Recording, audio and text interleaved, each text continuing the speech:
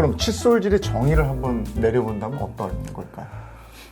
이게 참 어렵습니다. 칫솔질은 치아를 깨끗하게 닦는 거다. 네. 모두가 이렇게 알고 계시는데 네. 칫솔질은 치아와 잇몸을 닦는 겁니다. 잇몸. 네, 그래서 딱딱한 치아하고 부들부들한 살을 닦는 거니까 이게 도구 선택도 중요하고 네. 방법도 중요하다. 이렇게 보시면 될 것 같아요. 예. 예. 저 같은 경우는 이렇게 치약 묻혀서 예. 이렇게 넣고 예. 이렇게 닦는다는 거 배웠으니까. 이제 거기부터 잘못되신 게 그래요? 칫솔을 그렇게 잡으시면 안 돼요. 이렇게 잡으면 안 돼. 그렇죠. 그렇게 잡으면 움켜 잡는다고 보통 표현하는 거예요. 그럼 어떻게 잡아요?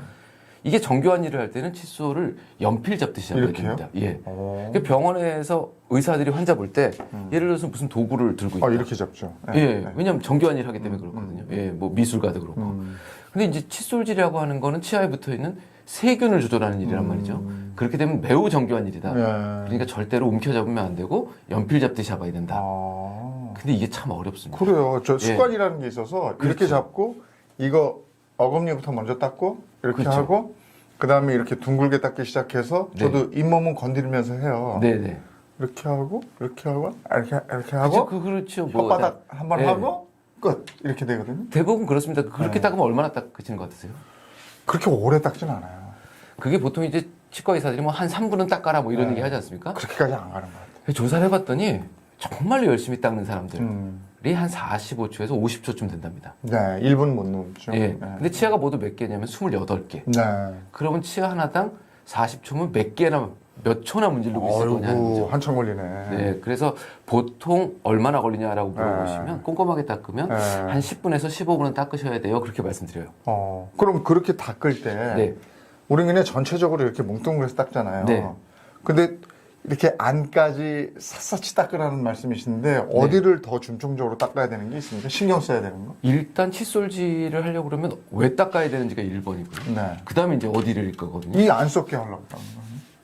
근데 그것도 참 얘기가 길어지긴 하지만 네. 칫솔질은 충치와 크게 연관성이 없습니다. 그래요? 네, 그러니까 이가 썩지 않도록 이를 열심히 닦아라. 이거는 좀 잘못된 말이고요. 우리 늘 그렇게 어려서부터. 칫솔질은 잇몸 질환을 예방하기 위해서 하는 겁니다. 그러니까 칫솔질은 사실은 성인들이 훨씬 더 열심히 해야 되는 거죠. 애들보다는요.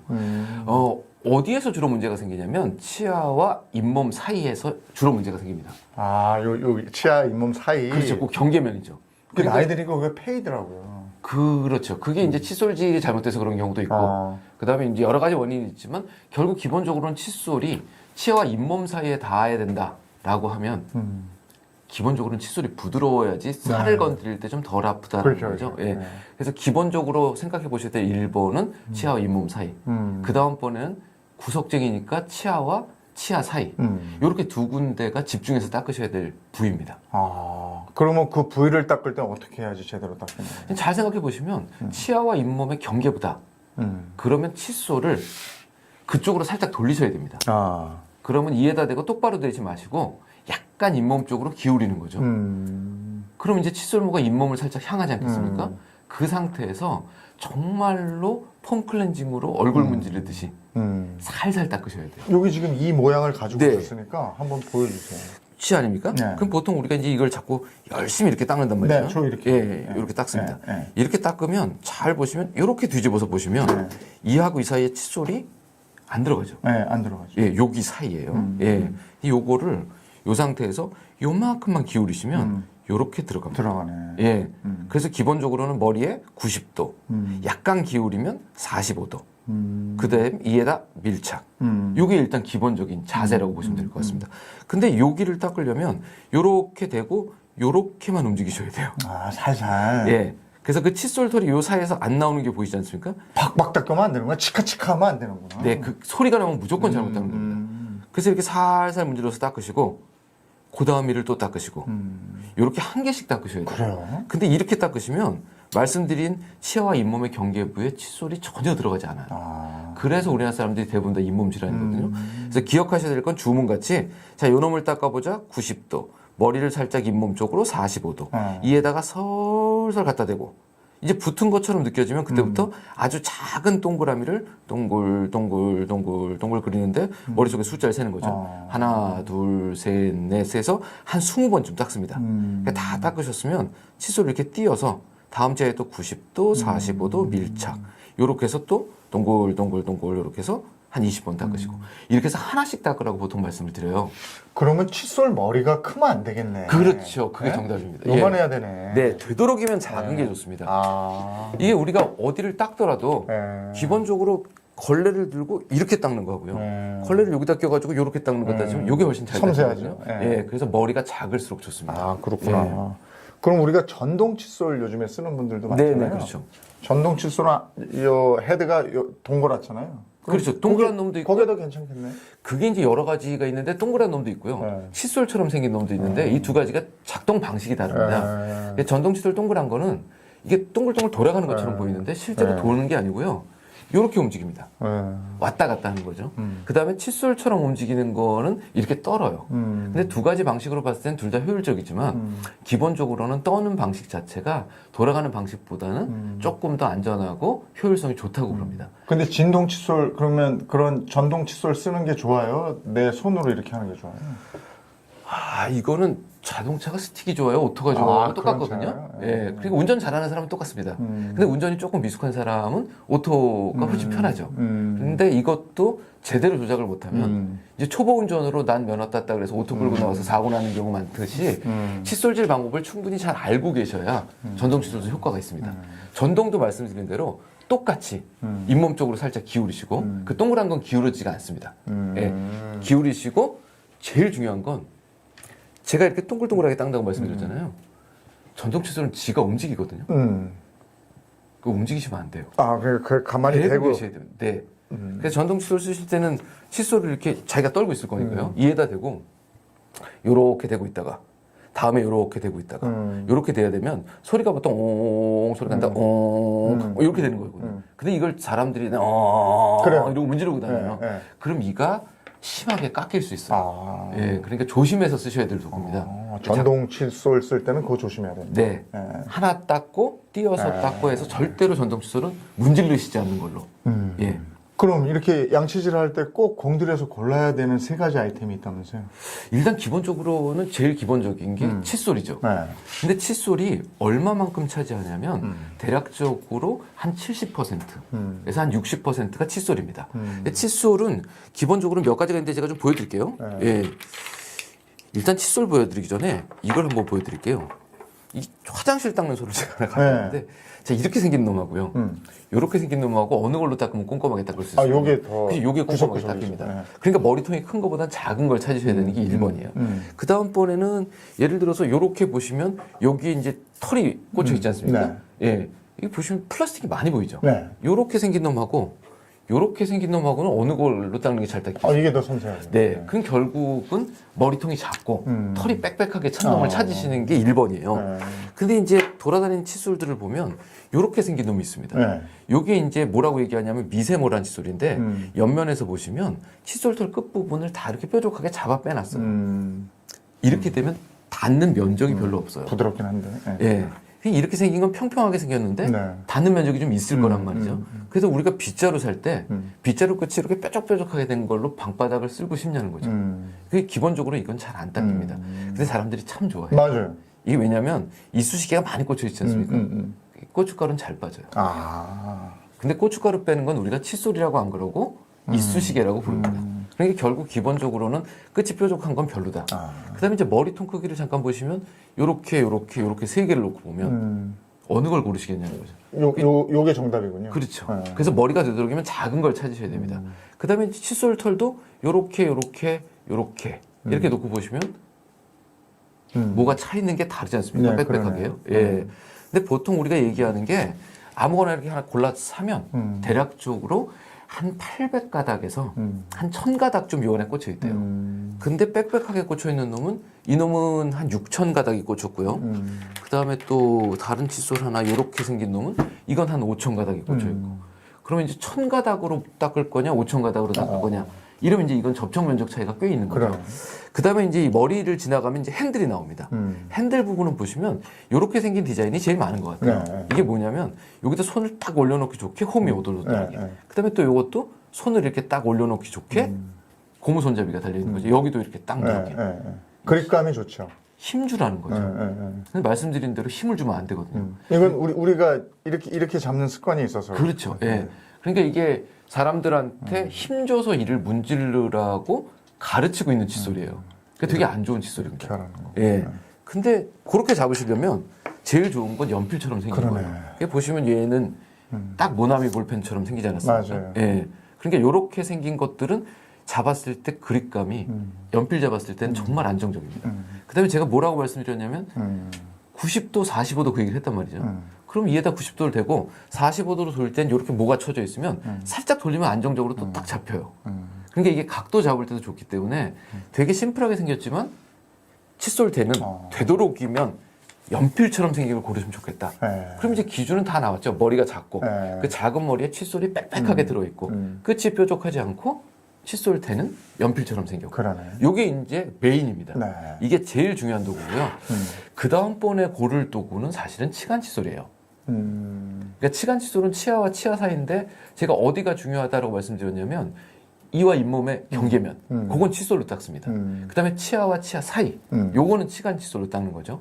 그러니까 두 번째 선택해야 될 도구는 치간 칫솔. 그 다음에 마지막이 사실 치약이에요. 치약은 거의 100% 충치 예방입니다. 네. 잇몸 질환 예방은 아닌 거죠. 네. 예, 그러면 언제 누가 제일 많이 써야 되냐면 애들 어렸을 때 충치 많이 생길 때. 근데 성인이 되면 충치의 빈도는 그렇게 높아지진 않거든요. 그러니까 사실 치약보다는 칫솔과 치간 칫솔에 집중하셔야 되는데 나이가 들수록 움직이기 싫어해요. 그 운동해야 살이 빠지는데 자꾸 뭘 먹어서 살을 빼려고 하는 것처럼 자꾸 치약을 고르십니다. 예, 약 바르면 나을 것 같은 네. 생각이 들어서. 근데 잇몸 질환은 기계적으로 세정해야 된다라는 게 기본입니다. 우리가 불소 얘기 많이 들었거든요. 아, 그렇죠. 그 불소가 많은 게 좋은 거예요? 그렇습니다. 그래서 아까 제가 처음에 뭐라고 말씀드렸냐면 네. 칫솔질 열심히 해서 충치가 예방되지 않아요 그랬거든요. 네, 네. 그러니까 충치는 결국은 불소로 예방합니다. 그래서 치약의 불소 농도가 충분히 들어있는 걸 골라 쓰셔야 돼요. 얼마나 들어있어요? 그 보통 모든 치약이 식약처라는 데서 고시사항으로 다 쓰게 돼 있어요. 그 집에 있는 치약도 이렇게 뒤집어 보시면 거기 써 있습니다. 이 치약의 불소 함유량은 몇 ppm입니다. 그런데 내가 최근 한 3년에서 뭐 길게는 한 5년 가까이 한 번도 치과 치료 받은 적이 없다. 이 얘기는 치과에 갔는데 충치가 없다는 소리를 들었다. 그 얘기는 충치가 별로 안 생기는 사람이죠. 이런 사람들이 대충 950에서 한 1000 ppm. 관리용 치약이라고 보시면 됩니다. 천 생각하면 그렇죠. 되구나. 1000 생각하시면 됩니다. 1000 언저리. 그 다음번에 애들 같은 경우는 충치가 자주 생긴단 말이죠. 그 다음번에 내가 뿌리가 드러나서 시린 데도 좀 있고 그 뿌리는 좀 약하거든요. 이제 그런 경우는 보통 1500 ppm 정도를 쓰시라고 그래요. 그래서 지금 국내에 나와 있는 것 중에 가장 불소농도 높은 게 1450 ppm이 있습니다. 그래서 대부분의 국민은 1450 ppm짜리를 쓰셔야 돼요. 그 뒷면 잘 봐야 되겠네요, 그러니까. 깨알 같은 글씨인데 보긴 봐야 불소 됩니다. 함유량을 네. 잘 봐라. 그거 하나만 보시면 돼요, 사실은. 다른 거 뭐 들어있는 건 대부분 다 이게 좋아요 하는 정도의 얘기지 불소가 필수적인 이 성분이라고 보시면 됩니다. 아까 치간 칫솔 언급해 주셨잖아요. 네네. 치간 칫솔은 그 하나짜리 이렇게 그렇죠. 그 이쑤시- 안에 하는 거 털 달린 거, 예, 그놈입니다. 그거 얘기하는 거죠? 네네. 근데 그거 잘 안 하게 되던데. 아, 그게 습관이 안 돼서 그래요, 사실은. 근데 이제 한번 해보시면, 야, 이게 이가 닦였구나 하는 느낌이 치간 칫솔에서 사실 납니다. 예. 제가 치간 칫솔도 큰 걸 갖고 왔는데 보통 이렇게 생긴 거 아닙니까? 예, 이걸 이해해 늘 수는 없지만. 근데 이제 이게 세월이 흘러가면서 칫솔질 안 된 기간이 길면 잇몸뼈가 내려가고 치아 사이에 구멍들이 뚫리는데 이 구멍 뚫리는 게 예전에 1940년대부터 치과 의사가 이런 얘기를 했어요. 나이 들어서 뚫리는 게 아니다. 그동안에 칫솔질 안 한 기간이 길어서 누적돼서 내려간 게 중년 때 드러나는 거다. 근데 그때도 이를 안 닦으면 자꾸 내려갑니다. 이게 내려간 위치가 구멍 크기가 다 달라요. 그러니까 요 구멍은 요만한 사이즈가 맞고 저 구멍에는 저만한 사이즈가 맞고 그래서 구멍마다 다른 사이즈를 쓰셔야 돼요. 아이고, 그거 진짜 번거롭네요. 네. 이게 상당히 큰일입니다. 근데 치간 칫솔은 숙달되시면 한 2분 정도 걸려요. 쭉 넣었다 빼는데 칫솔질은 한 10분 걸리면 한 15분이면 끝나는 일이거든요. 한 번 넣었다 빼면 되니까. 그렇죠. 하루에 15분 아침 저녁으로 투자하시면 인생에서 임플란트가 없어집니다. 아, 그래. 그 정도예요? 그 정도 효과가 나와요?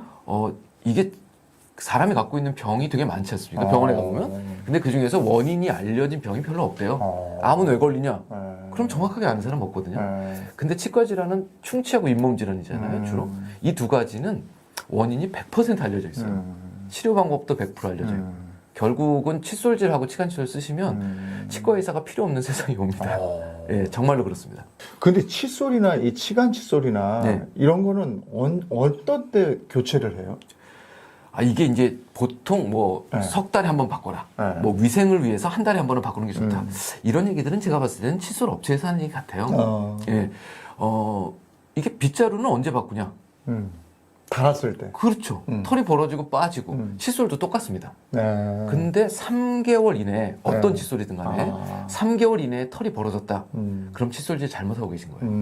무슨 얘기냐면 힘주기 때문에 벌어지는 거거든요. 근데 3개월이 지나도록 계속 칫솔이 안 벌어지고 있다. 그러면 칫솔질을 부드럽게 잘하고 있다. 두 번째로는 조금 더 써도 되겠다. 그래서 저희 치과에 오시는 분 중에 한 6개월에 한 번 오셨는데 1년에 한 번 오셨는데 정말로 아무것도 없이 잘 닦고 오시는 분이 있어요. 스케일링 할 필요 없겠다. 이런 분들이 제일 많이 물어보는 말이 이겁니다. 선생님 이 칫솔 6개월 썼는데 이거 더 써도 돼요? 이런 분들 입안이 제일 깨끗해요. 매달 칫솔 바꾸시는 분들이 제일 입안이 안 좋습니다. 털 벌어지면 안 됩니다. 네. 그럼 보관은요? 칫솔하고 치간 칫솔 보관을 살균 된다는데 이렇게 뜨거운 온도 있는 데다 이렇게 넣어놓고 딱 닫고 다음날 하고 이러는 분이 있고 네. 그냥 컵에다 꽂아놓고 쓰는 사람 있잖아요. 예. 어떻게 해요? 그것도 사실은 인터넷에서 사람들 재밌으라고 하는 얘기인데 뭐 살균기를 안 쓰는 것보다 쓰는 게 낫겠죠. 하지만 그게 엄청난 효과가 있지는 않아요. 균이 그렇게 많이 잘 죽지 않습니다. 칫솔이나 이 구강위생용품의 보관 중에 제일 중요한 건 건조예요. 건조. 바짝 말리시면 세균이 살기 어렵습니다. 그 아침에 한 번 쓰고 잘 말렸다가 보통 낮에는 나갔다 들어오시니까 저녁 때 쓰잖아요. 네. 그럼 하루 종일 마르면 또 밤새도록 마르면 아무 문제가 없어요. 그러니까 그냥 꽂아놓고 쓰시면 되는데 제일 중요한 건 우리나라 화장실이 습식이에요. 맞아요. 샤워도 하고 습기가 많단 말이죠. 그래서 칫솔은 웬만하면 밖에 두세요. 보통 그렇게 얘기합니다.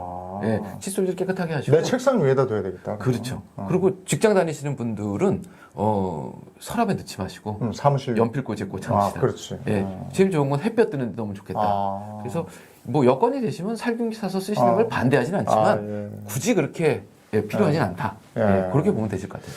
자, 양치질을 할 때 꼭 있어야 되는 아이템 3가지 소개해 주셨는데 네. 그 밖에도 또 양치질 할 때 여러 가지 아이템들이 많이 있어요. 그렇죠. 그래서 이번에는 그 아이템들을 비교해서 일명 양치질 밸런스 게임을 한번 해보겠습니다. 아, 예. 예. 치실하고 치간 칫솔. 이건 100% 치간 칫솔입니다. 치간 칫솔. 네. 치실하고 치간 칫솔을 놓고 보면 이게 치실이 실 한 가닥으로 청소를 하는 네. 거지 않습니까? 그러니까 열심히 닦으면 닦을 수는 있어요. 그런데 치아면이 완벽하게 매끈하면 올록볼록한 데가 없으면 실 가지고 닦을 수 있어요. 그래서 제가 보통 강의할 땐 이렇게 말씀드립니다.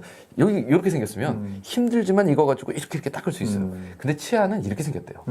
여기 사이에 틈바구니가 있다는 거죠. 요 틈바구니는 아무리 실로 문질러도 세균이 삽니다. 그러니까 반드시 치간 칫솔로 솔로 문지르고 지나가야 된다라는 거죠. 치실과 치간 칫솔이 진짜 중요하군요. 네. 그걸 강조를 많이 해주시네요. 그 치실 쓰시는 분들 중에 이 얘기 하시는 분들이 있어요. 무슨 얘기하면 이하고 이가 닿는 면적. 네. 거기 이제 딱 붙는 데는 치실이 똘까닥하고 들어가지 않습니까? 그 자리에서 충치가 생긴다고 생각하시는 분들이 있는데 거기는 놀랍게도 씹을 때마다 이가 이렇게 조금씩 움직인대요. 근데 거긴 닦인답니다. 그러니까 거기다가 실을 넣다 빼실 필요는 없고 실이 들어간다면 저 잇몸 밑 쪽으로 그 다음에 이와 이 사이에 들어가야 되는데 빈 공간이 삼각형이지 않습니까? 그러니까 결국은 삼각형 공간을 채울 수 있는 도구가 들어가 있다는 거죠. 치간 칫솔하고 요즘에 이거 많이 쓰는데 예. 워터픽. 이것도 100% 치간 칫솔. 그래요? 아주 간단하게 예를 들어드리면 이제 우리가 세차하러 가면 처음 하는 일이 물을 뿌려요. 네. 그게 이제 고압 세차건이라는 걸로 물을 뿌리지 않습니까? 물을 쫙 뿌리고 흙먼지가 다 닦인 것 같아요. 세차 끝났다. 집에 가자. 이런 사람은 아무도 없어요. 안 끝났지. 예, 예. 왜냐하면 물 뿌려놓고 손으로 이렇게 쫙 문질러 보면 흙먼지가 쫙 흘러내린단 네. 말이죠. 반드시 솔질을 해야 됩니다. 워터픽은 그거하고 똑같아요. 그러니까 겉에 있는 큰 덩어리 낙엽도 훑어내고 덩어리도 떨어내는데 세균막은 하나도 못 건드립니다. 그러니까 결국 음식물 찌꺼기를 큰 덩어리를 빼는 이쑤시개와 같은 용도다. 그래서 보통 물쑤시개다. 이렇게 얘기를 하는 거지 세균막 조절엔 효과가 극히 낮아요. 그러니까 그거 쓸 시간에 차라리 칫솔질 한 번 더 하시고 치간 칫솔 하세요. 이렇게 말씀드린 게 맞습니다. 치간 칫솔이 중요하네. 정말 중요합니다. 제가 환자분들한테 뭐라고 말씀드리냐면 너무 바빠서 오늘 칫솔질 할 시간이 없다. 치간 칫솔과 칫솔 중에 뭘 선택할 거냐. 치간 칫솔 선택하세요. 그래요? 네, 모든 병은 치아와 치아 사이에서 생깁니다. 네. 치간 칫솔 강한데? 네. 가글 하고 혀 클리너. 저건 100% 혀클리너입니다. 혀 클리너 이렇게 네, 쓰네? 그렇습니다. 가글은? 가글들 많이 하던데. 일단 저 얘기를 먼저 조금 드리면 네. 혀 안에 미세한 돌기 같은 것들이 좀 있대요. 아. 그게 이제 미뢰라고 얘기하는 네. 것들인데 맛을 느끼는 건데 그 사이에 세균들이 산답니다. 네. 근데 칫솔 가지고 일단 안 닦인대요. 그래서 어떤 걸 쓰셔야 되냐면 날이 달려 있는 걸로 긁으셔야 돼요. 그 정도로 해야 돼요? 예, 그 날이라는 건 이제 뭐 칼날이 아니고 플라스틱인데 맞아. 끝을 있어요, 이렇게 있어요. 약간 가공을 하면 이렇게 긁는 게 있지 않습니까? 그래서 칫솔보다는 반드시 혀 클리너를 쓰셔야 되는데 왜 그러냐면 혀에 세균이 많이 산답니다. 네. 근데 가글은요 세균을 죽이기는 죽인대요. 근데 문제는 뭐가 있냐면 다 죽여요. 입안에 유익균도 있고 공생하고 있는 그냥 살고 있는 애들도 있고 유해균도 있는데 얘네들이 이것저것 안 가리고 다 죽인다는 거죠. 그래서 매일매일 그렇게 화학약품이나 살균제를 입안에 집어넣는 건 몸에 밸런스의 문제가 있기 때문에 그렇게 추천하지 않는다. 네. 그러니까 기계적으로 세정하는 게 좋겠다. 우리가 저 병원에 가서 이거 한번 싹 하잖아요. 그쵸. 예? 예. 그거는 1년에 한 번만 하면 돼요? 이렇게 얘기하면 이제 이게 오해의 소지가 있는데 네. 안 하시는 게 맞습니다. 안 해요? 안 한다는 얘기는 누가 긁어낼 정도로 심하게 쌓여 있는 게 없다라고 치과 의사가 판단하는 거죠. 스케일링 할 게 없는데요? 네. 스케일링 안 하셔도 될 것 같은데요? 이 소리를 들으시면 건강한 거예요. 근데 집주인이 청소를 안 해가지고 곰팡이가 쌓이고 난리가 생기면 청소업체가 들어와야 됩니다. 그렇죠. 그럼 청소업체가 들어와서 깨끗하게 닦고 가는 게 스케일링이에요. 나가면 어떻게 돼요? 주인이 청소 안 하면 금방 그렇게 되는 거거든요. 그러니까 6개월에 한 번씩 청소업체 부르지 마시고 자기가 매일매일 닦아서 건강한 상태를 유지하셔야 그게 건강이에요. 양치질을 소홀하게 하면 네. 그래서 이가 잘 안 좋아지면 어떤 일이 생깁니까? 우선 일단은 기본적으로는 치과 질환이 생기겠죠. 네, 충치 생기고 또 잇몸 질환 생기고. 잇몸 질환 네. 생기고. 그럼 이제 충치나 잇몸 질환 생기면 뭐 먹기 힘든 일이 생깁니다. 네. 그래서 사실 연세 드신 분들 같은 경우는 네. 1순위가 건강하려면 영양 섭취인데 네. 이게 잘 안 되는 제일 큰 단점이 있고요. 그다음에 이제 잇몸의 염증이라는 부분이 충치보다 훨씬 더 무서운 부분인데요. 이게 우리 몸에 혈관이라는 게 열려 있는 데는 한 군데도 없습니다. 이 혈관이 열려 있으면 세균이 혈관 속으로 바로 들어가면 이제 사람이 잘못하면 죽을 수도 있어요. 네. 이렇게 얘기하거든요. 네. 그래서 혹시라도 했는데 여기서 피가 나온다. 그럼 이제 응급 상황인 거죠. 네. 혈관이 네. 터졌다는 네. 거니까. 그 딱 한 군데 완전히 열려 있는 데가 염증 있는 잇몸이랍니다. 그래서 잇몸에 염증이 있으면 칫솔질만 해도 피가 난다는 건 어딘가에 혈관이 열려 있다는 얘기예요. 그 열려 있는 혈관으로 잇몸 염증을 일으키는 세균이 흘러 들어갑니다. 그 다음번에는 염증 물질이 흘러 들어가서 피를 타고 온몸을 돌아요. 뭐와 상관성이 있느냐? 뇌졸중과 연관성이 있답니다. 치매와 연관성이 있고요. 심장 질환하고 연관성이 있고. 그다음에 이제 저 밑에 있는 콩팥, 신장 질환하고 연관성이 있고. 그다음에 인공관절 하신 분들 인공관절에 문제 생길 수 있고. 그래서 전신 질환과 연관성이 되게 높대요. 예. 이게 좀 슬픈 얘기긴 하지만 이제 큰 병원, 대학병원 같은 데 있다 보면 이제 치과로 오랫동안 입원하신 분이 휠체어나 이렇게 타고 내과 선생님이 의뢰를 해서 치과에 오시는 경우가 있어요. 왜냐하면 오랫동안 입원하시면 칫솔질을 누가 해주지 않습니까? 그렇구나. 그러니까 뭐가 드시긴 하고. 그러니까 입안이 이제 염증이 심한 거죠. 그런 분들은 좀 슬프지만 내과 치료가 중요하니까 이를 다 빼달라고 그럽니다. 네? 관리가 안 되니까요. 그러면 이를 다 빼고 깨끗하게 이제 꿰매드리는 거죠. 봉합을 합니다. 그런 것도 있어요? 아니, 장기 입원하신 분들은 관리가 안 되니까 그런 분들이 있어요. 근데 놀랍게도 그러고 내과 병동으로 가실 거잖아요. 네. 한 2주 지나고 나면 이분 건강 상태가 확 좋아져요. 그래요? 이게 왜 그러냐면 몸 안으로 쏟아져 들어오던 세균의 입구를 막은 거예요. 그래서 보통 치과는 어디다라고 얘기하냐면 전신 건강의 입구를 지키는 과라고 얘기를 합니다. 왜냐하면 세균이 흘러다는 걸 막는 거거든요. 그리고 이제 좀 젊으신 분들 중에 앞으로 애를 가져야겠다. 이런 분들은 산모가 임산부가 치주질환, 잇몸 질환을 갖고 있으면 조산이나 저체중아나 임신성 당뇨나 이런 것들이 올 가능성이 되게 높아진대요. 그러니까 아기 낳으려고 준비하시는 분들은 일단 뭐 열심히 닦으셔서 잇몸에 염증이 없어야 된다는 거죠. 그래서 건강하게 오래 사는 거의 가장 기본은 잘 먹고 염증 물질이 입안에 흘러 들어가지 않게, 몸 안으로 흘러 들어가지 않게, 결국은 칫솔질이 전신 건강이 기본입니다. 예. 내가 이를 닦을 때 칫솔질을 할 때 피가 난다 이러면 빨리 병원에 가야 되겠네요. 아, 중증입니다. 아, 그렇구나. 네, 그렇습니다. 잇몸 질환의 거의 중기나 말기라고 보시면 될 것 같아요. 예. 그럼 치과는 얼마 만에 한 번씩 가서 점검해 봐야 돼요? 얼마나 잘 닦느냐에 따라 달라질 것 같아요. 저희 치과 같은 경우 처음 오시면 다음 달에 오세요? 2달 후에 오세요? 이래요. 관리가 좀 되는 것 같다. 그러면 3개월 간격으로 볼게요. 그래서 3개월 간격으로 보면서 네. 안 닦인 데는 제가 좀 도와드리고 네. 여긴 더 닦으세요라고 말씀드리고 이렇게 해서 3개월 간격을 보는데 이 사람이 3개월 만에 왔는데 별로 할 게 없어요. 그럼 그 다음번엔 6개월, 그 다음번엔 1년. 그래서 보통 1년 되신 분들한테는 뭐라고 얘기하냐면 이제 퇴원입니다. 치과의사 없이도 혼자 건강하게 잘 사실 것 같아요. 그런데 사람이라는 게 옆에서 누가 잔소리도 하고 가끔 시험도 봐야 되니까 그래도 1년에 한 번은 오세요. 보통 이렇게 얘기를 합니다. 그러니까 되도록이면 덜 갈 수 있도록 잘 관리하시면 좋은 거죠. 그러니까 건강검진 1년에 한 번 할 때 네. 그때는 뭐 치과 검진도 한번 해봐야 된다. 그건 필수입니다. 네. 그리고 지금 현재의 일반적인 국민이라면 3개월에 한 번씩 가시는 3개월. 거를 적극적으로 추천해 드립니다. 원장님께서 개발한 그 치과에 덜 가도 되는 칫솔질 4원칙 이게 네. 있다고 들었거든요. 네. 그게 이제 환자분들 집에 가서 네. 기억하시라고 알려드리는 방법이에요. 네. 이 첫 번째는 영어 단어로 이제 S입니다. S는 소프트의 약자예요. 소프트는 뭐냐면 1번 칫솔을 부드러운 걸 택하셔라. 네. 두 번째로는 연필 잡듯이 부드럽게 잡고 부드럽게 움직여라. 전 시간에 말씀해 주셨던. 그렇죠. 그러니까 결국은 부드럽게입니다. 예, 이게 1번이에요. 근데 두 번째로는 이를 닦을 때 보통 분들이 여기다가 이제 치약을 짜지 않습니까? 네. 그럼 이거 막 문질러요. 네. 근데 제가 만약에 걸레를 들고 청소하는데 네. 이렇게 닦고 있으면서 핸드폰을 보고 있으면 네. 뒤에서 누가 뭐라 그래요. 청소하는데 봐야 될 거 아니냐 그러고요. 그래서 이는 반드시 닦는 걸 보셔야 됩니다. 그러려면 입을 벌리셔야 돼요. 입을 벌리면 거품과 침이 질질 흘러요. 네. 그래서 세면대가 온통 지저분하게 입을 크게 벌리고 닦으셔야 정상입니다. 두 번째는 오픈이에요. 오픈. 세 번째는 이를 한 개씩 닦으셔야 돼요. 그래서 하나 닦고 다음 거 닦고. 우리가 설거지할 때 밥공기 10개 엎어놓고 이거 2번 문지르고 저거 2번 문지르고 저거 2번 이렇게 설거지하는 사람 아무도 없어요. 다 닦아서 뽀독뽀독하면 엎어놓듯이. 세 번째 O는 한 개씩 닦으셔라. 마지막 D는 지금보다 칫솔을 잇몸 쪽으로 깊이 넣는다고 생각해라. 그래서 SOOD입니다. 이러고서 칫솔질을 열심히 가르치고 환자분이 집에 돌아간단 말이죠.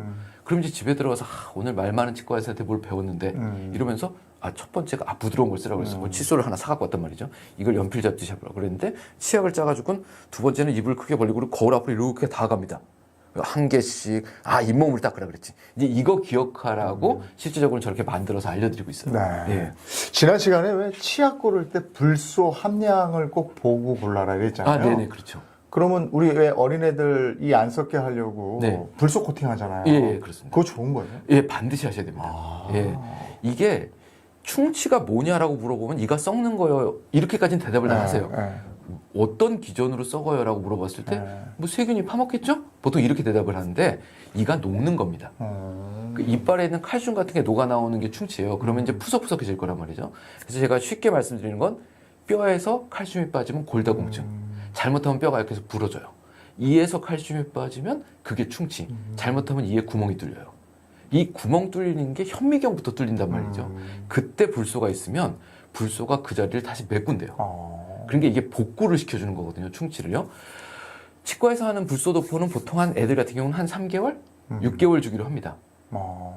꾸준히 해주면 충치가 발생되는 것도 맞고. 한 번 도포가 끝나는 게 아니고 네, 계속 하는 정기적으로 거예요? 해야 돼요. 몇 살 때부터? 이가 있을 때부터요. 이 다 났을 네. 때부터? 그래서 전이 때도 합니다. 그럼 보통 한 3살짜리부터 시작해서. 예. 근데 어른도 뭘 먹잖아요. 네. 그러니까 어른도 사실 불소도포를 해야 돼요. 오. 그런데 이제 그 불소도포가 어느 정도까지 칫솔질이 되면 음식물도 제거가 되고 입안에서 치아가 녹을 확률이 줄어드니까 네. 그럼 그 다음부터는 뭘로 하는 거냐면 매일 치약으로 불소 코팅 하시는 거예요. 나는 그거 자동차처럼 한 번 코팅하면 한참 가는 줄 알았더니. 그건 아닙니다. 네. 그래서 불소는 치아가 칼슘이 빠지는 그 순간에 입안에 있어야 됩니다. 그러니까 매일매일 불소가 입속에 존재해야 충치가 예방된다라고 보시는 게 맞아요. 예. 그리고 어떤 분은 아침에 일어나서 예. 우리 전통의학에서 얘기하는 고치법이라고 해서 이렇게 네네. 이렇게 해줘라. 그러고 어떤 분은 일어나자마자 미지근한 물 한 컵 쫙 이렇게 해서 해라. 뭘 해야 돼요? 칫솔질을 하셔야죠. 이게 우리 몸에 이제 세균들하고 같이 살고 있지만 입안에 세균이 보통 한 1000종류쯤 산답니다. 근데 얘네들이 밤새도록은 괴롭히는 사람이 없으니까 자라요. 그래가지고 아파트 단지가 쫙 입안에 생깁니다. 그럼 말씀하신 대로 우글우글하고 헹구면 아까 물 뿌리고 그래도 세균은 안 떨어진다고 그랬잖아요. 음식물 찌꺼기 안 닦인 거라든가 아니면 세균의 일부는 떨어져 나갈 수 있어요. 이게 입안에 있는 것과 삼키는 게 어느 게 좋으냐? 그러면 입안에 있는 것보다는 삼키시는 게 낫습니다. 왜냐하면 삼키면 속에서 위산이 다 죽여요. 그러니까 속에 들어가서 병을 일으키진 않아요. 그러니까 입안에 있는 것보다는 낫지만 그걸로는 부족하다. 그러니까 반드시 칫솔질 하시는 게 좋다. 그 다음번에 또 물어보시는 게 제일 많이 물어보시는 게 아침 먹기 전에 해요? 후에 해요? 이것도 되게 많거든요. 먹은 다음에 하는 거 아니에요? 이게 우리가 좀 구분을 해야 되는 게 잇몸 질환과 충치를 구분을 해야 됩니다. 칫솔질은 잇몸 질환을 예방하는 거다. 그러면 기본적으로는 밥을 먹고 난 후나 전이나 똑같아요. 아침에 일어나자마자 깨끗하게 칫솔질하는 건 내 잇몸 건강을 위해서 닦는 거다라고 생각하시고 식사하시고 나서 닦는 건 충치 예방을 위해서 닦는 거다라고 생각하시는 게 맞아요. 그럼 둘 중에 한 번만 닦아야 된다.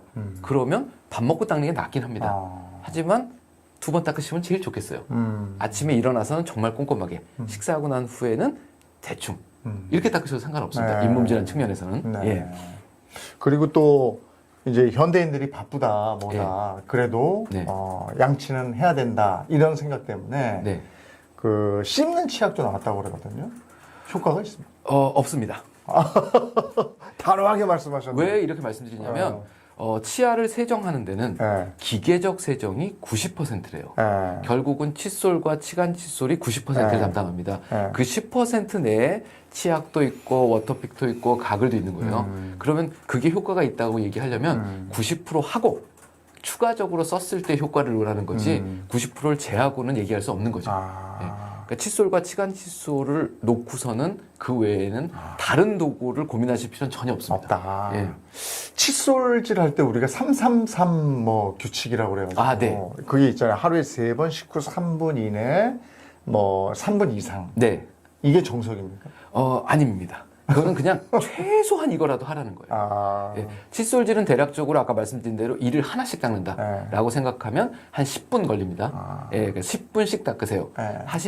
대신에 하루에 2번 닦으시면 됩니다. 아침 저녁으로 정말 꼼꼼하게 닦으시면 333은 지키지 않으셔도 건강하게 사실 수 있어요. 그리고 우리가 이에 안 좋은 거 단 거, 사탕, 초콜릿 이런 거 아이들 이 썩는다고 못 먹게 하잖아요.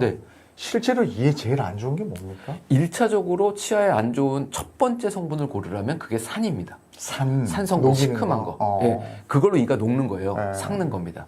근데 왜 설탕을 먹지 말라고 그러냐면 당분이 세균에 의해서 입안에서 즉시 산으로 바뀐대요. 그러니까 설탕을 먹는 것과 산을 먹는 건 똑같습니다. 그리고 요즘 애들 같은 경우 제일 안 좋은 건 젤리죠. 젤리 편의점에서 가서 사보면 새콤달콤하고요. 요즘은 또 그 위에다가 하얀색 산가루를 뿌린 게 있어요. 먹어보면 아주 시큼한 맛이 납니다. 그 다음에 이제 연령대가 좀 높아지면 산 성분이 제일 많은 건 음료수예요. 그래서 편의점에서 팔고 있는 음료수는 전부 다 산과 당이 들어있습니다. 그래서 콜라 사이다 안 좋은 건 다 아실 거고. 그다음에 요즘 또 약간 상업적으로 이건 제로야 이렇게 얘기하는 게 있죠. 그 얘기는 설탕이 안 들었다는 얘기예요. 산은 그대로 있습니다.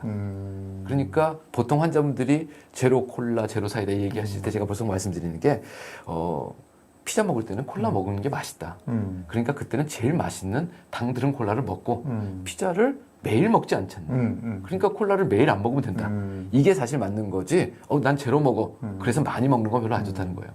나이가 더 들면 그 다음에 드시는 산은 건강을 위해서 드시는 산이 있어요. 나는 레몬청을 담가 먹어. 유자청을 담가 먹어. 그 다음에 모과청. 잘 생각해 보시면 유자, 모과, 매실 이런 것들은 못 먹는 과일이에요. 왜 못 먹냐면 너무 떫고 셔서요. 강산이라는 얘기입니다. 그거 담그실 때 동량의 설탕을 넣으세요. 그럼 강산에 설탕을 넣는 거잖아요. 그럼 애들 먹지 말라고 하는 사탕보다 더 나쁜 거예요. 그러니까 그거는 치아 건강에 정말 안 좋습니다. 그래서 그게 전신 건강에 얼마나 좋은지는 제가 잘 모르지만 치아 건강에 정말 안 좋기 때문에 건강을 위해서 아침마다 한 숟갈씩 떠 드신다든가 아니면 그걸 매일 차를 타서 드신다든가 정기적으로 드시는 거를 적극적으로 피하셔야 됩니다. 산이 안 좋다. 네, 산이 1번입니다. 그러면 그런 걸 하여간 먹을 때는 어쨌든 맛있게 먹고 네. 바로 칫솔질하고 치간 칫솔 쓰고 이러면 되는 거죠?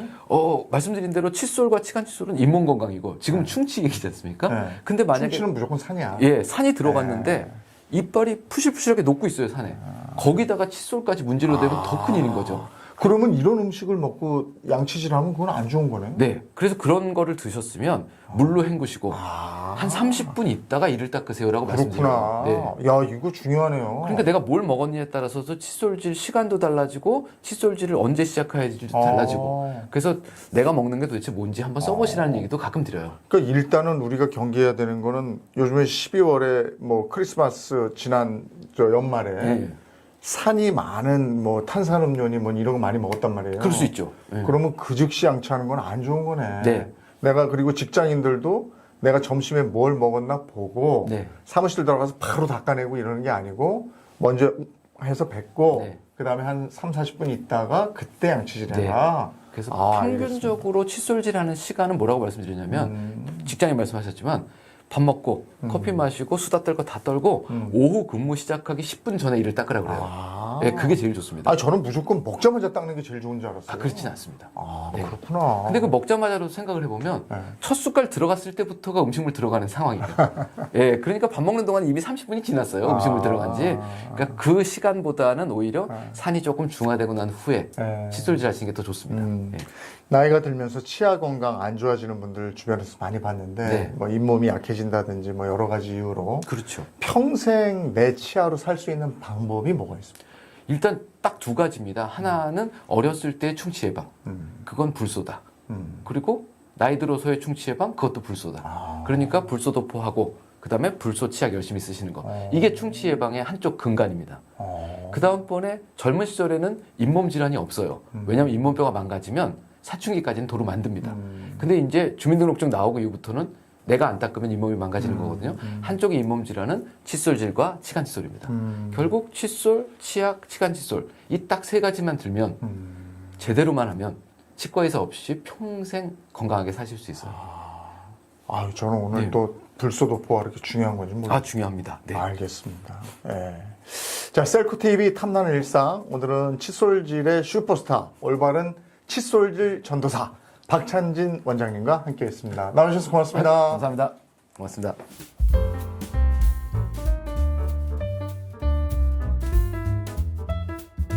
치아는 오복 중에 하나다. 네. 예, 우리가 흔히 하는 얘기인데 네. 이게 틀림없는 얘기겠죠. 뭐 치아가 오복 중에 하나라는 거는요. 이가 좋으신 분들은 아마 뭐 전혀 와닿지 않으시겠지만 이가 좋지 않은 분들은 뭐 정말 와닿으실 겁니다. 우리가 옛날에는 교통수단이 말을 타고 다니는 것밖에 없었잖아요. 예. 근데 우리가 보통 드라마 같은 데 보면은요. 말을 사고 파는 장면이 나오는데 이 말을 사고 팔 때 치아를 자세히 봅니다. 그렇죠. 예, 그게 정말 근거가 있는 말인데 왜냐하면 보통 치아가 좋지 않은 말들은요 겉으로 보기엔 멀쩡해 보여도 보통 오래 못 살았다 그래요. 그럼 말을 사고 파는 입장에서 괜히 샀다가 낭패를 보니까 아마 그런 식으로 진단을 했던 것 같은데요. 이게 사람도 마찬가지입니다. 보통 치아가 좋지 않으면은요 전신 건강도 좋지 않은 경우가 상당히 많이 있죠. 네. 아니 지금 뭐 말로 비교를 해주셨습니다만 네. 우리 글래디에이터나 쿤타 킨테 아세요? 네, 그럼요. 네. 그런 거 보면 노예 사고 팔 때 맞아요, 맞습니다. 그래도 이렇게 본 다음에 이를 이렇게 보더라고요. 네, 맞아요. 네. 그 당시에는 뭐 건강을 뭐 피 검사를 한다거나 엑스레이 찍는다 이런 방법이 없었으니까요. 치아가 전신 건강의 척도였죠. 그 당시만 해도. 네. 근데 이제 구강, 입 안을 생각할 때 이하고 잇몸이 있고 혀가 있고 뭐 있잖아요. 네. 뭐가 제일 중요한 겁니까? 일단은 뭐 전체적인 구강 건강 관리에 있어서는 뭐 입안의 모든 부분들은 다 중요하다고 봐야죠. 이 치아의 그 질병에는 크게 이제 충치하고 치주 질환이 있다고 보시면 될 것 같고요. 근데 그 가장 중요한 것은 아무래도요. 치아보다는 치주가 더 중요합니다. 무슨 말이냐면 요즘은 치과 기술이 너무 좋아져 있기 때문에 충치가 생긴다거나 아니면 이가 부러진다거나 뭐 이런 것들은 얼마든지 치과 기술로 해결이 가능합니다. 근데 치아 주위 조직을 보통 치주라고 하거든요. 그 치주라고 하는 거는 이제 치아를 감싸고 있는 잇몸뼈, 또 그 잇몸뼈를 또 감싸고 있는 연조직들을 보통 치주라고 하는데, 잇몸뼈가 망가져 버리면요, 그건 방법이 없습니다. 왜냐하면 멀쩡한 치아도 이가 흔들거려서 빠지게 되면은 결국은 뭐 임플란트를 한다거나 해야 되기 때문에, 어떻게 보면은 치주가, 이 치아라든가 뭐 입안의 여러 가지 조직 중에서는 치주가 가장 중요하다고 볼 수 있겠죠. 최근에 어떤 여가수가 설암이 걸렸는데 그 주요 원인이 충치였다, 이런 얘기를 들어서 네. 충치가 설암을 유발한다고? 이런 생각을 했는데 네, 네. 이런 경우가 있는 모양이죠. 저도 그 기사를 봤고요. 네.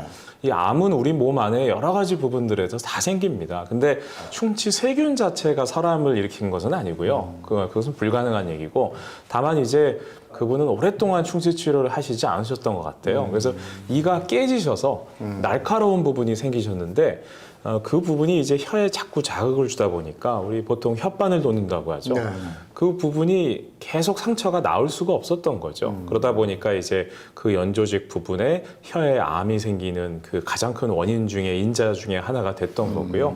그러니까 충치를 일으키는 세균도 있고 또 치주 질환을 일으키는 세균도 정상적으로 있죠. 근데 충치를 일으키는 세균이, 쉽게 얘기해서 충치가 생기지 않도록 하려면은 그 세균이 굶어 죽도록 만들어야 됩니다. 예, 무슨 말이냐면 우리가 보통 입안에 음식물 찌꺼기가 남게 되면은요, 충치 세균은 음식물 찌꺼기를 먹고 자라게 됩니다. 네. 그리고 배설물을 내뿜게 되는데, 쉽게 얘기해서 그 배설물 자체가 산이거든요. 치아를 부식시켜서 충치를 만들게 되는 거죠. 그렇기 때문에 가장 중요한 것은 치주 질환이든 간에 아니면 충치든 간에 우리 입안에 음식물 찌꺼기가 남지 않도록 해주는 게 중요하고요. 또 어떤 분들은 그런 얘기 많이 하세요.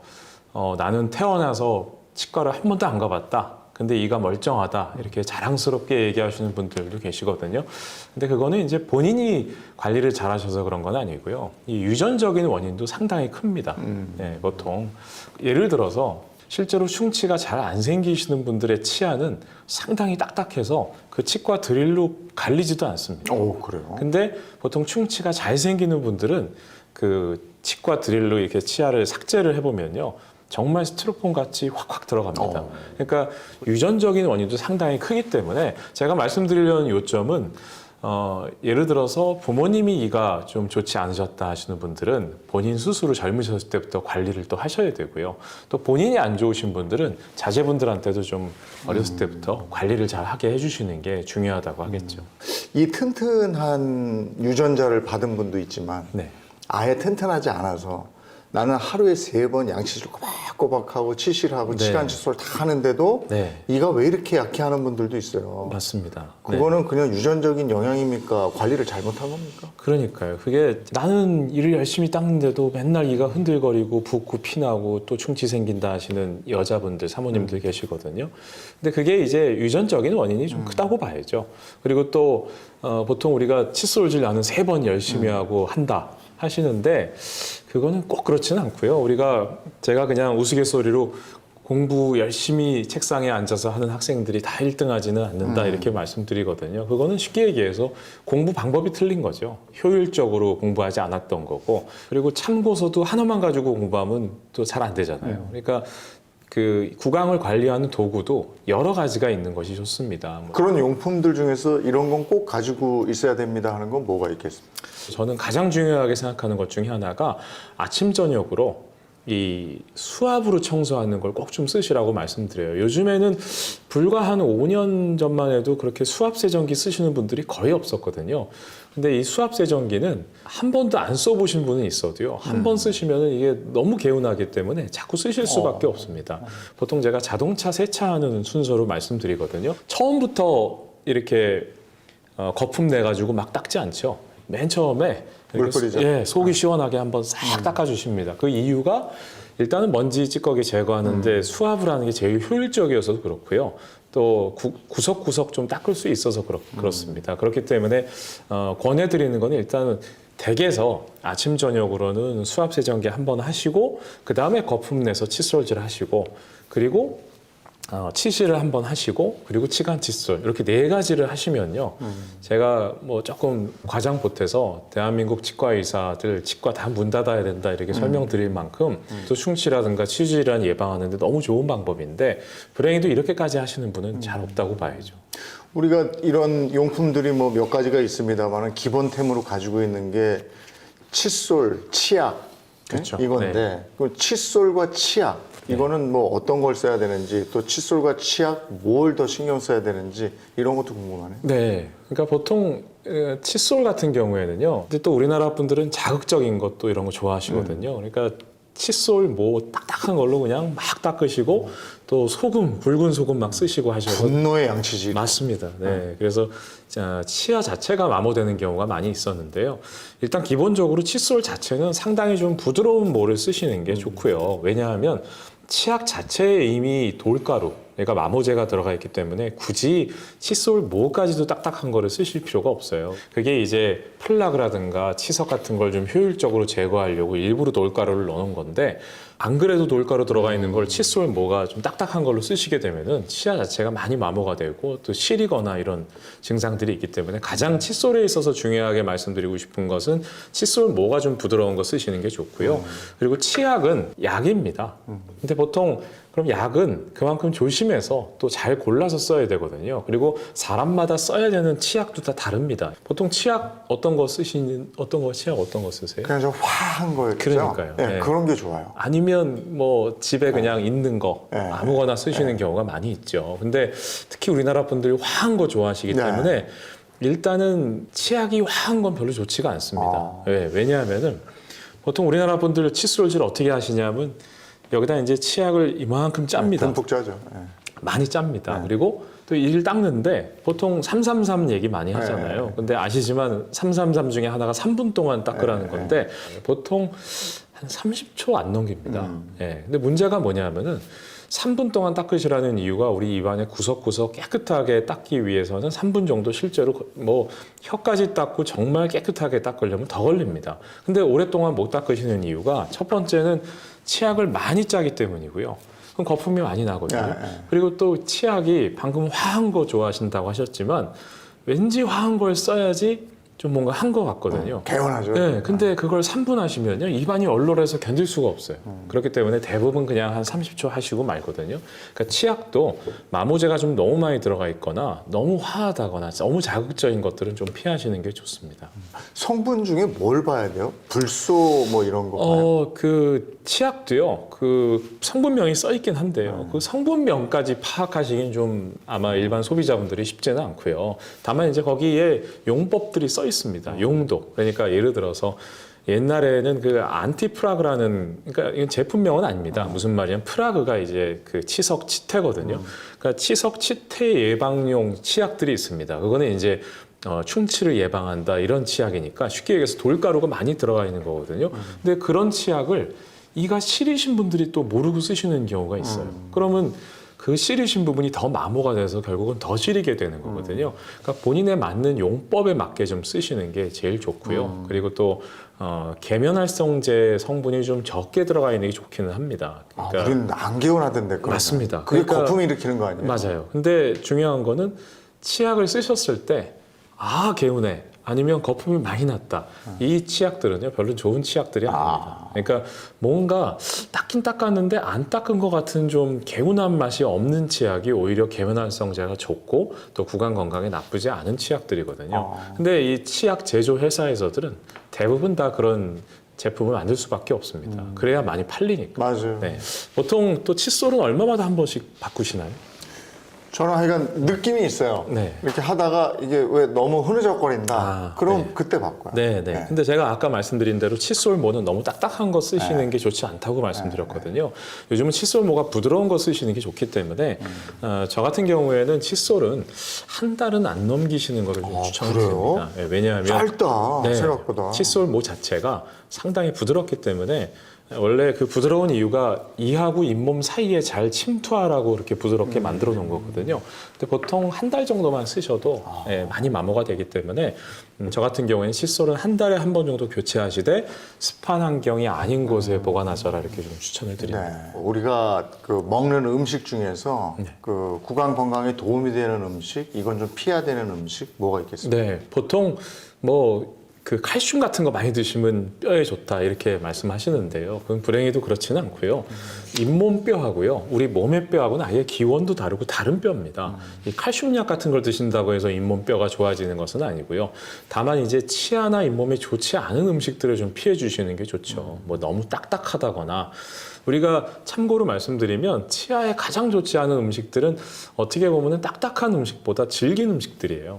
그러니까 무슨 말이냐면 치아는 이렇게 위아래로 씹는 것들은 그나마 괜찮은데 이렇게 좌우로 움직이면서 드시는 음식들, 그러니까 그런 것들은 좀 피하시는, 우리가 오징어 너무 맛있지만 그런 것들은 좀 피하시는 게 좋고요.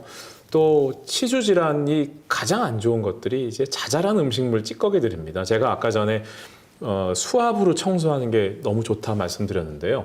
칫솔질 열심히 하시고 난 다음에도 수압으로 한번 써보시라 그러면은 음식물 찌꺼기, 특히 고춧가루 같이 자잘한 음식물 찌꺼기들이 많이 나옵니다. 우리나라 음식 중에 특징 중에 하나가 바로 고춧가루인데 이렇게 자잘한 칩 형태로 되어 있는 음식물 찌꺼기들이 이하고 잇몸 사이에 껴서 염증을 일으키는 경우가 상당히 많죠. 그렇기 때문에 좀 너무 딱딱하거나 뭐 그런 음식들은 좀 피해 주시는 게 좋겠습니다. 치과를 왜 이렇게 겁내하는 것 같아요? 오시는 분들은 뭐라고 그렇습니까? 그러니까 치과는요, 너무 무섭습니다. 드릴 소리, 또 그 치과 냄새, 또 치과의 비용도 무섭고요. 뭐 통증에 대한 두려움뿐만 아니라, 근데 일단은 비용부터 먼저 좀 말씀을 드리면요. 치과 같은 경우에는 국민건강보험공단의 그 의료보험이 우리나라만큼 잘 되어 있는 나라가 없습니다. 정말 전 세계에서 뭐 배우러 올 만큼 보험이 너무 잘 되어 있고요. 근데 중요한 것은 기본적인 치료들, 뭐 임플란트도 의료보험 혜택이 있지만 기본적인 치료들이 의료보험 혜택이 있습니다. 뭐 스케일링이 10,000원 정도밖에 안 한다거나 시리신 부분들 떼우는 것들, 뭐 그것도 보험 치료가 되면 몇만 원 하지 않거든요. 근데 이건 전 세계에서 이렇게 싸게 치료하는 나라가 없는데, 중요한 것은 일이 커진 다음에 오시니까 비용이 많이 드는 거죠. 그렇기 때문에 지금 현재 의료보험으로 스케일링 혜택을 드리는 이유가 있습니다. 나라에서.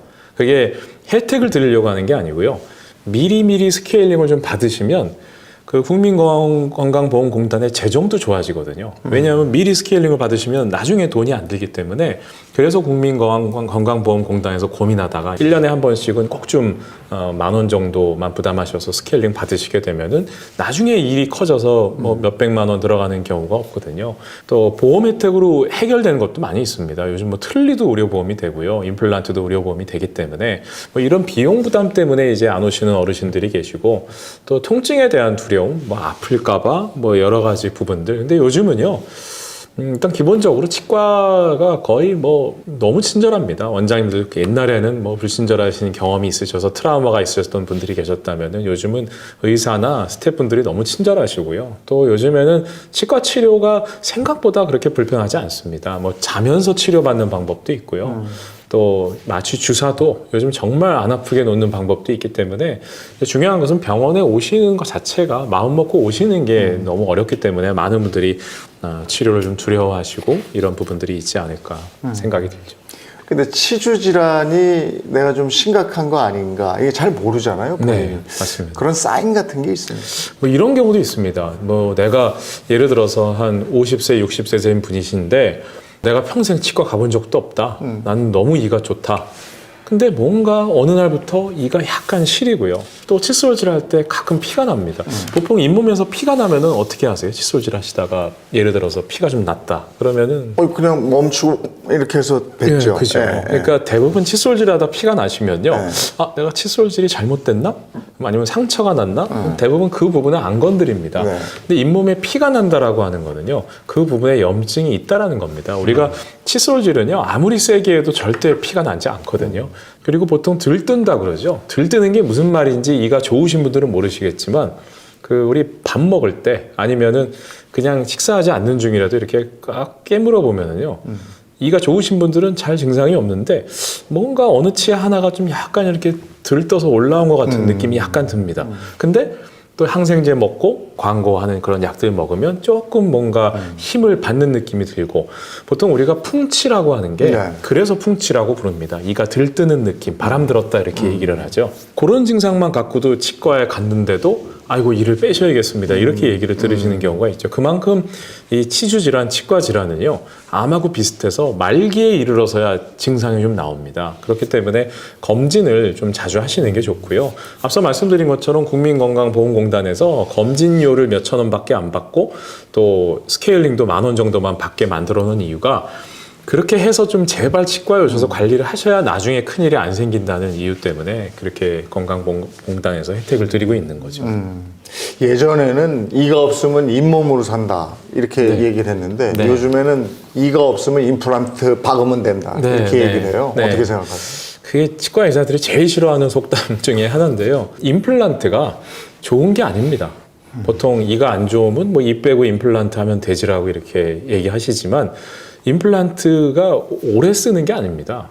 보통 임플란트 한 번 하면 평생 쓰는 줄 아시는데요. 치주 질환으로 잇몸뼈가 약해서 임플란트 하신 분들은요, 평균적으로 10년 이상 쓰시기 어렵습니다. 근데 예를 들어서 50대 때부터 임플란트 하셨다 그러면은 임플란트만 서너 번 하셔야 되는 결과가 나오거든요. 그리고 또 하나는 임플란트 하신 다음에 맛을 모르겠다 이런 말씀 많이 하세요. 보통 맛이라고 하는 거는요, 희한하게 혀로만 느끼는 게 아니고요, 씹는 맛이라는 게 있습니다. 임플란트를 해보신 분들은 아시겠지만 임플란트 개수가 많아지면 많아질수록 정말 불편합니다. 그렇기 때문에 자기 치아를 아끼고 임플란트를 좀 덜 할 수 있도록 하는 거는요, 치료 받으시는 분만 해야 되는 게 아니라 치과 의사분들도 가능하면 환자분들 치아를 좀 오래 쓰시게 해서 임플란트를 덜 하게 만들어 드리는 게 치과 의사도 해야 되는 중요한 일 중에 하나라고 보면 되겠습니다. 그럼에도 불구하고 임플란트를 꼭 해야 되는 경우는 어떤 경우입니까? 이런 경우가 있습니다. 그러니까 사고가 나서 이가 빠지시는 경우도 있고요. 또 하나는 선천적으로 치아가 빠지시는 경우도 있어요. 이가 다 있으신 분들은 그게 당연하다고 생각하시는데 유전적으로 우리 치아는 사랑니까지 포함하면 32개고요.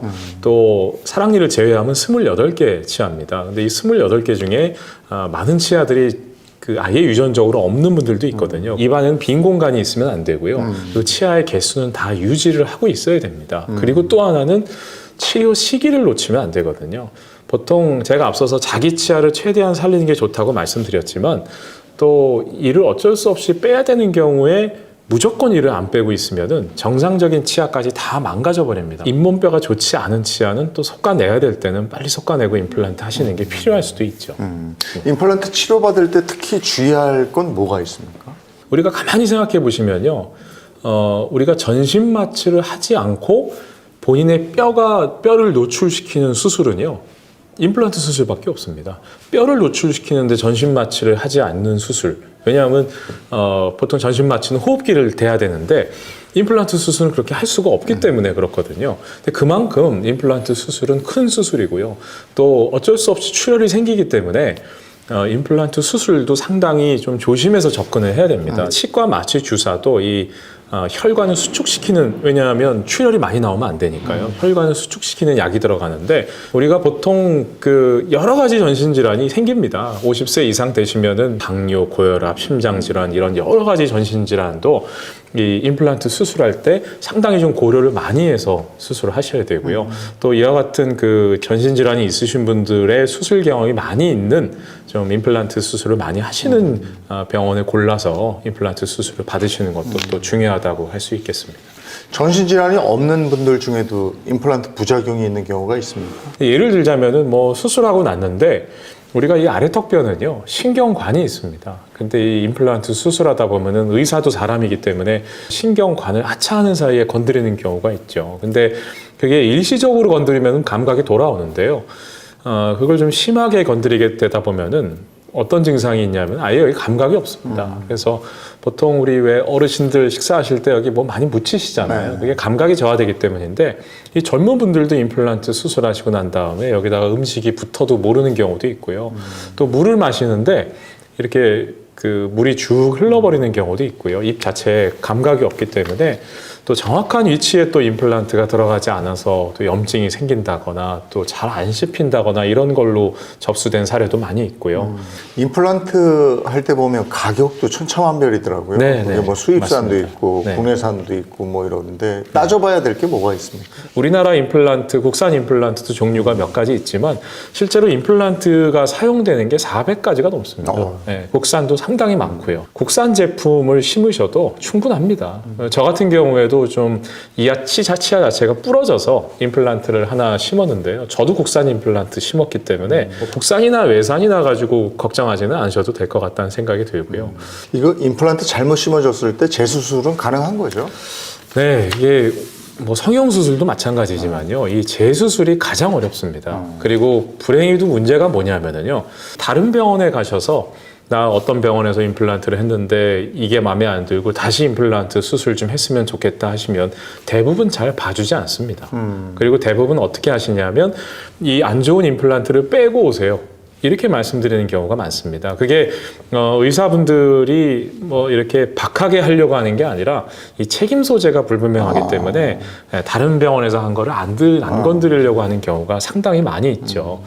그렇기 때문에 일단은 가장 중요한 것은 처음부터 좀 임플란트 시술 경험이 많이 있고 좀 믿을 만한 병원에 가셔서 임플란트 수술을 받으시는 게 좋고요. 재수술도 물론 가능합니다만 최대한 임플란트는 처음부터 일단은 잘 시술 받고 또 문제가 생겼다면 잘 관리하시는 게 중요하다고 보겠습니다. 구강 건강과 관리를 위해서 가장 중요한 여러 가지 내가 예방하는 것도 중요하겠지만 치료를 받으려면 치과를 가야 되는데 여러분 치과 가실 때 어떻게 판단해서 가십니까? 저는 이제 직장 가까운 곳에 그냥 가기도 하고 하는데 네, 맞습니다. 어떻게 골라가야 돼요?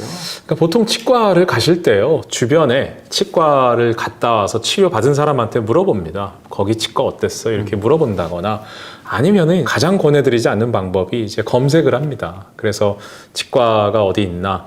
그럼 이제 아무래도 검색에 걸리는 데는 광고를 많이 하는 병원들이거든요. 근데 광고를 많이 하는 병원들은 저는 별로 추천해드리고 싶지 않고요. 그러니까 가장 중요한 거는 일단 치료를 좀 끝까지 책임져주는 병원이 제일 중요합니다. 예를 들어 뭐 피부과라든가 본인이 다니시던 내과 뭐 이런 병원들은요 없어져도 상관이 없습니다. 다른 내과 가시면 되니까요. 근데 문제가 제가 아까 말씀드렸지만 한 번 심어놓은 임플란트는 다른 병원에서 잘 안 봐주거든요.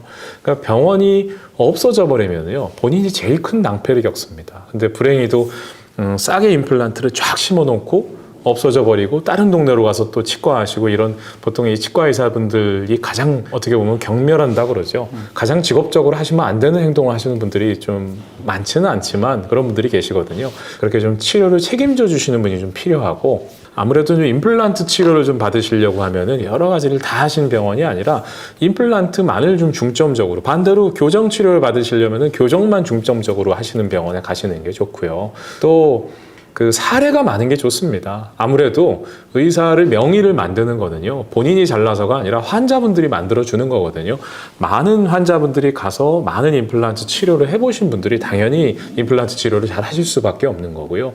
가장 중요한 부분 중에 하나가 바로 이제 비용입니다. 요즘 경기도 어렵다 보니까 또 싼 병원 비용 부분을 좀 많이 찾으시는 경우가 있는데요. 가만히 생각해 보시면 우리 병원의 비용이 싸다라고 광고하는 병원이 과연 실력이 있을까? 생각해 보시면 실력이 있으시다면 많은 분들이 찾아오실 텐데 결국은 비용으로 광고한다는 뜻은 병원의 환자분들이 많지 않다라는 뜻이거나 아니면 싼 비용으로 많은 환자를 봐서 수익을 남기려고 하는 다른 이유로는 설명할 수가 없습니다. 그렇기 때문에 물론 너무 비싼 병원을 가실 필요도 없고요. 너무 싼 병원을 가실 필요도 없고요. 본인이 한 상담을 두세 군데 정도는 받아보시는 게 좋고 또 의사와 환자도 궁합이 있습니다. 그렇기 때문에 이 병원 정도의 적당한 가격에서 또 신뢰가 가고 또 나한테 좀 집중해 줄 수 있는 병원 상담은 뭐 간호사하고서 의사는 들어와서 진료만 한다거나 이런 병원 말고요.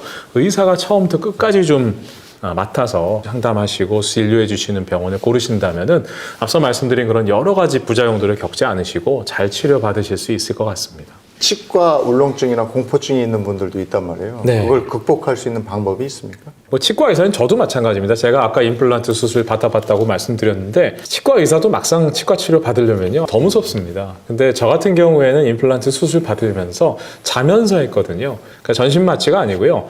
아마 수면 내시경 받아보셨으면 아시겠지만 보통 우리가 수면 내시경 받는 이유가 아파서 받는 게 아니고요. 이 구역질이 너무 심하니까 그 위내시경, 장내시경 받을 때 보통 수면으로 많이 합니다. 입을 벌리고 있어도요, 수면으로 또 치료하는 게 가능하거든요. 전신마취처럼 위험한 게 아니고요. 그래서 저 같은 경우에도 자면서 또 치료받는 방법이 있고요. 또 무통마취, 치과 마취 주사라든가 또 요즘에 뭐 심리적으로나 또 기계라든가 이런 것들이 통증을 줄여드릴 수 있는 방법들이 많이 나와 있으니까요.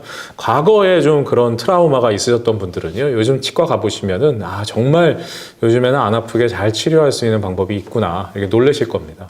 오늘 구강 건강에 대한 얘기 장혁진 원장님과 함께 나눠봤습니다. 고맙습니다. 감사합니다.